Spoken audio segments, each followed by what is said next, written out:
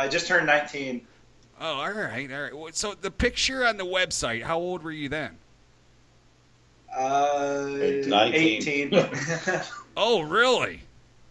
Oh, wow. Dude. Honestly, I thought you were a lot younger. Man, you're going to get the ladies up until you're like 90, dude, if you keep this up. I thought you were a lot younger.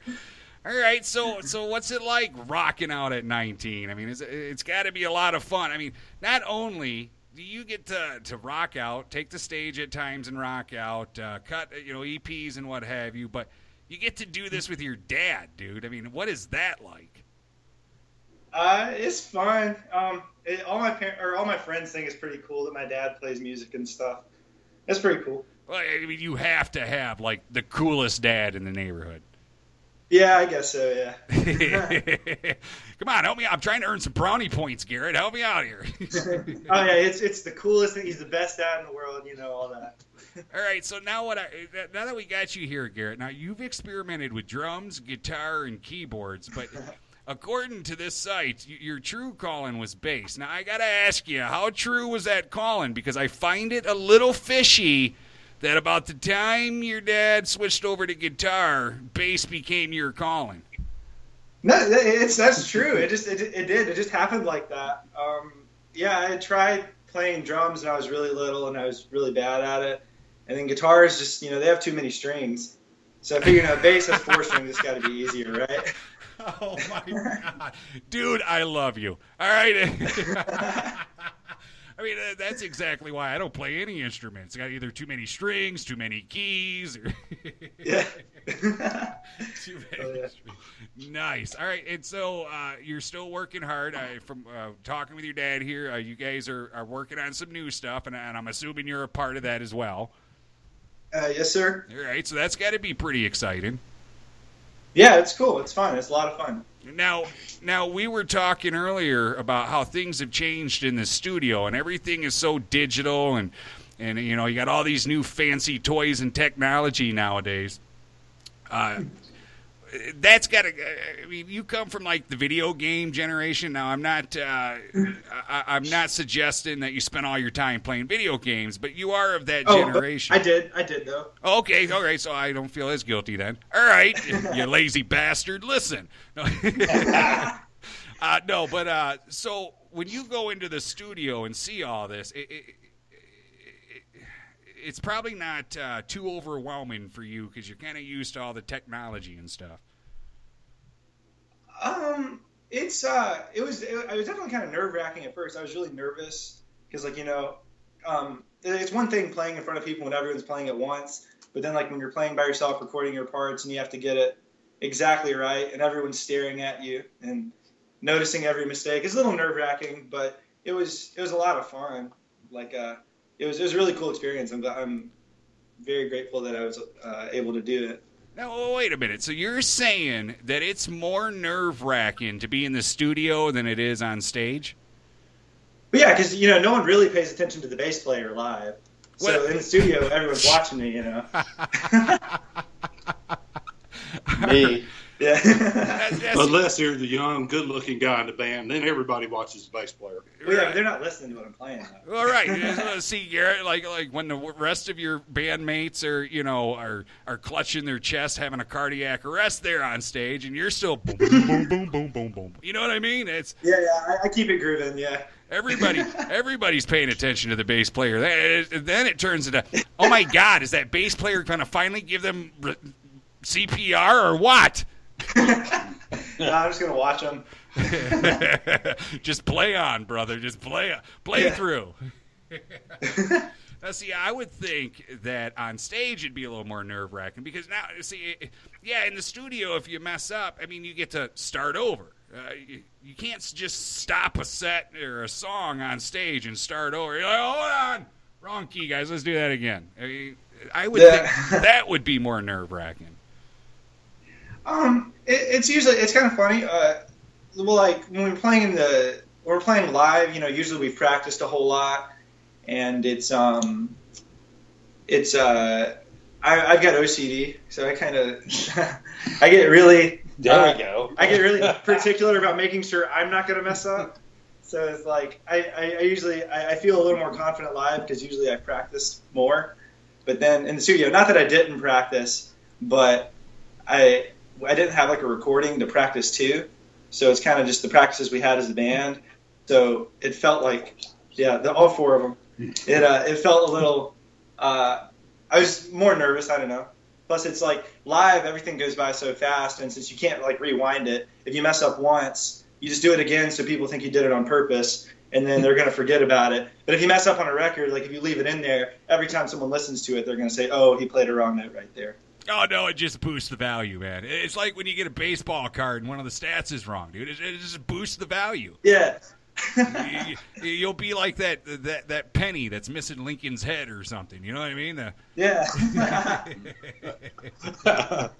Oh, that's awesome. So Garrett, so you're 19. So you graduated high school.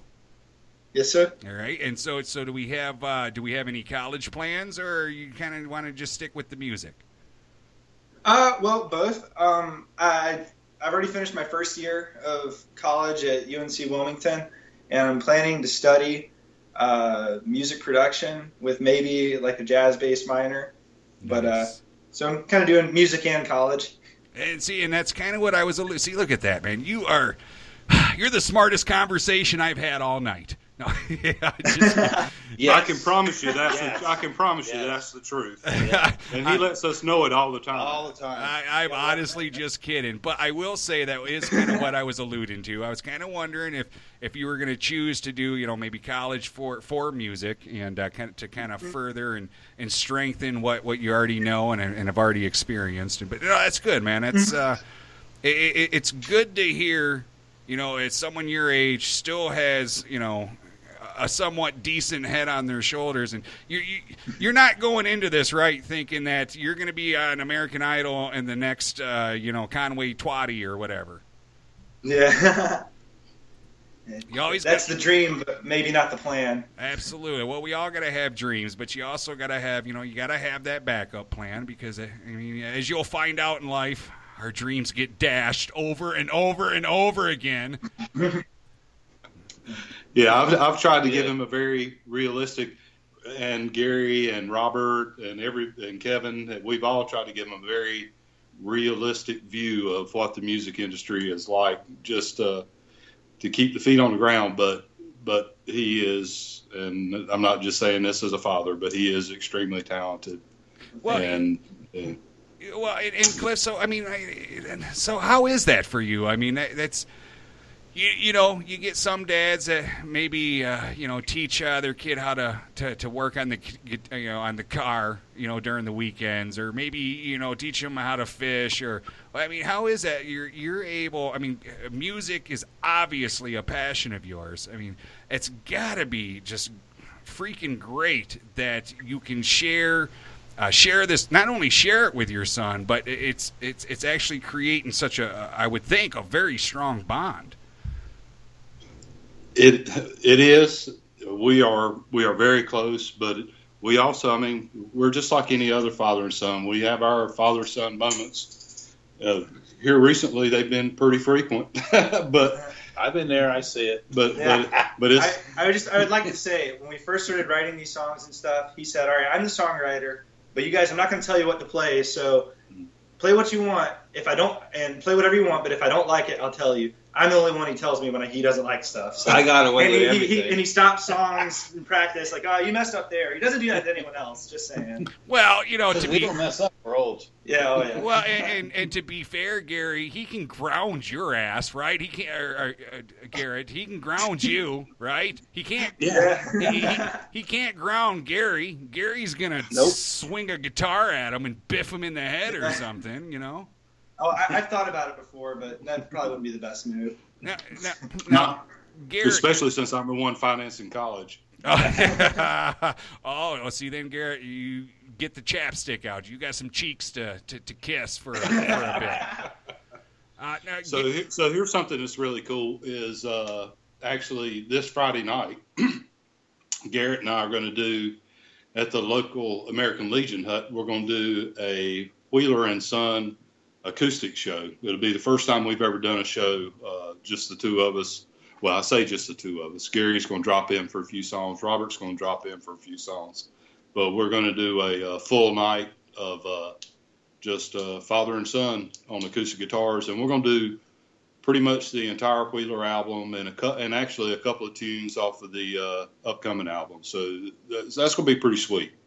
That is going to be sweet. And Garrett, with you being the young video game generation, you gotta start doing some things here. Now, that would be a killer show to do like a Facebook Live. I notice more and more artists are setting up their devices so they can stream it live on Facebook as they perform. Garrett, I mean, come on, we're counting on you, man. You're the young one here. Yeah, that honestly, streaming live, that hadn't even crossed my mind. We could do that. We had already talked about setting up a recorder and like taking the line out, like recording the whole thing, so we would have songs we could post later. But I hadn't even thought about doing the live thing. That might be the move. Garrett, I can't do all the thinking for you, man. All right, I'm sorry. This is something you should have figured out already. Darn it! Now, Gary, do you have any kids? Do I? Yeah, Yes. Gary, you got kids? Yeah, I got daughters. Oh, daughters. Oh, sorry, dude. Yeah. So sorry. Yeah, I know. Oh, believe me. Oh, I feel for you. I got daughters myself, And they look like mama, so I was in trouble. It's just God's way of screwing us for being born, dude. So he says, Yeah. He's like, take my name in vain. I'll show you. And bam, before you know it, you got a couple of daughters who wrap you around their pinky, and you're buying them dogs and cars and crap. Boys are so much easier. Damn. You got it down. Well, You left horses out. Yeah, horses. You left everything. Yeah. Oh, well, with when you have a boy, Garrett, listen up. You can be like, listen, you dirty hippie, get your hair cut and go out and buy your own damn car, right? But when it comes to your girls, I mean, all they got to do is look at you and possibly squeeze out half a freaking tear, and then you're ready to fire off a nuke into Russia for them. You're serious there. That's right on the money.